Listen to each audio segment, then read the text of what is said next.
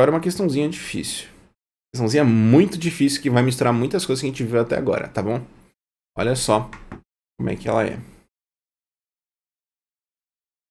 Considere um banco de dados relacional com duas tabelas declaradas como abaixo. Então a gente tem um códigozinho e ele quer saber qual é a cardinalidade entre as tabelas. Isso aqui é uma questão clássica. A gente cria tabelas e a gente tem que entender como é que se dá esse relacionamento. E agora, para conseguir responder isso, a gente vai conseguir responder somente analisando tudo e agregando tudo que a gente aprendeu de chaves estrangeiras e tudo até agora. Como você não manja muito de SQL ainda, ou provavelmente não manja nada, eu vou te dar uma colher de chá e vou trazer o que esse código está fazendo, tá? Ele está criando duas tabelas. Então, create table T1, dizendo que ele está criando a tabela T1. Então, a gente tem a tabela T1. E essa tabela T1 ele tem dois atributos. Ele tem um atributo A1, que é do tipo inteiro, ou seja, é um número, não nulo e único. Ou seja, é nossa chave primária, não nulo e único. E a gente tem um atributo B1, tá? Felipe, essa é a chave primária mesmo? Não. Para ser chave primária, eu preciso declarar como chave primária. A tabela vai lidar com esse valor como uma chave primária, tá bom? E a gente vai assumir que ele é uma chave primária, apesar de não ser declarado expressamente. Se tiver uma questão, a coluna A1 é a chave primária, eu marcaria errado, tá bom? Você precisa declarar que é um valor de chave primária para ele ser chave primária. Nesse caso, ele se configura como um elemento chamado de chave candidata. Eu acho que não trouxe esse termo para você, né? Chave candidata. Que é uma chave candidata? É uma chave que tem todos os atributos que precisamos ter, ou seja, ela é não nula e única, para ser considerada uma chave primária. Então, eu posso escolher ou não essa coluna como chave primária. Então, é o caso de eu ter CPF e RG, por exemplo. Tanto CPF quanto RG são únicos. E eu vou optar por um dos dois por ser a chave primária ou pela combinação dos dois, tá bom?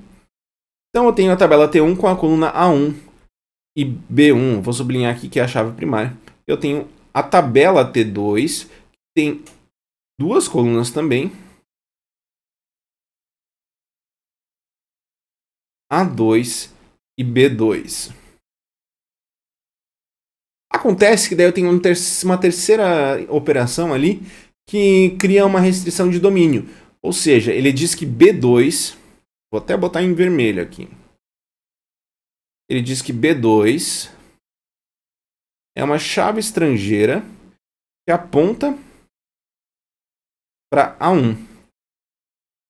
E é exatamente isso que a questão quer saber. Quantas linhas de T1 tem em T2 ou quantas linhas de T2 tem em T1? Vou botar uns exemplos de números aqui para ficar mais fácil, tá?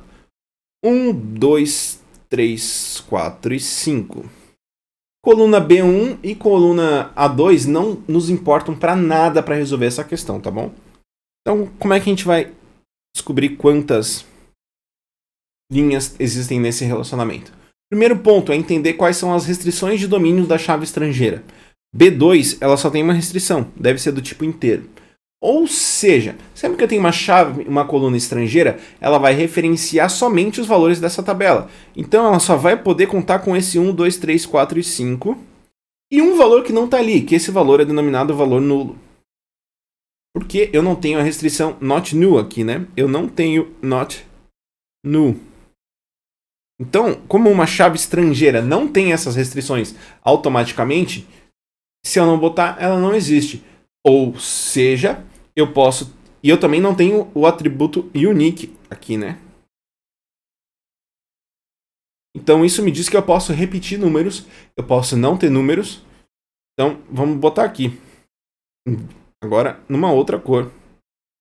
Num verde. Eu posso ter 1. Eu posso repetir 1. Eu posso ter valor nulo. Posso ter o 2 e eu posso ter o 5. Eu não posso ter um 6, eu não posso ter um 7, eu não posso ter um 8. Porque esse 6 não estaria na tabela T1, tá bom? Então, eu só posso ter os valores que estão na tabela T1 ou um valor nulo. Com isso a gente já consegue perceber a relação entre os elementos, né? O 1, a gente percebe que ele está se ligando a esse 1. E esse 1 está se ligando ao 1 lá da tabela original. Esse 1 está se ligando ao 1 da tabela original também. O nulo não está se ligando a nenhuma tabela, né? Porque é um valor nulo. O 2, ele se liga ao 2. E o 5 ao 5. Lembrando, é uma ligação bidirecional. 3 e 4 não se ligam a ninguém, tá? São exemplos que eu botei aqui. Você poderia botar qualquer número, tá? É só um exemplo para você entender melhor como é que isso funciona. O que isso nos diz? Que cada elemento... Agora a gente tem duas cardinalidades, né? De T1 para T2 e de T2 para T1. Primeiro analisar de T1 para T2. E cada elemento da tabela T1, ele pode não se ligar a nenhum elemento, como você está vendo aqui. Então a cardinalidade mínima é 0. Mas ele pode se ligar a 1, que é o caso do 2 e 5, a um só elemento, ou a múltiplos elementos, porque eu posso repetir esse valor. Então, como eu posso repetir, eu vou ter n aqui.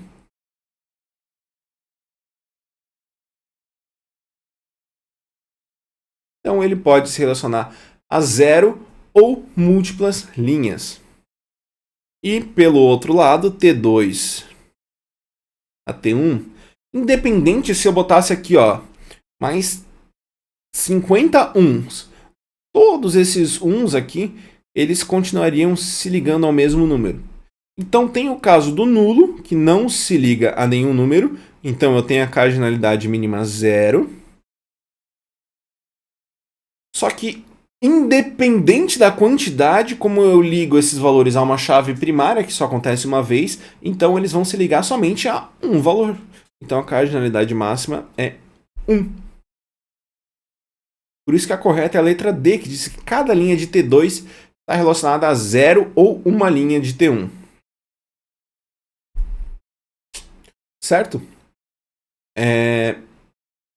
Como é que eu poderia modificar essa questão? Se eu botasse unique, então vamos trabalhar com essas restrições aqui, ó. Se o meu slide resolveu apagar, resolveu. Se eu tivesse unique aqui, eu teria 1. Por quê? Porque eu não teria esses outros valores repetidos aqui e cada valor se ligaria somente a um só. Tá bom? Eu poderia fazer algumas manipulações também para ter uma tabela, uma ligação obrigatória, tá? Uma tabela 1, 1. Mas aí já entra num ponto um pouco avançado. Eu teria que botar not new aqui e botar mais restrições para garantir que um número aqui obrigatoriamente esteja na outra tabela, tá bom? Como ele tá, esse número pode não existir na outra tabela, por isso que a cardinalidade mínima de T1 para T2 é 0. Então o gabarito é a letra D. O bloco ficou um pouquinho longo, mas a gente termina ele por aqui.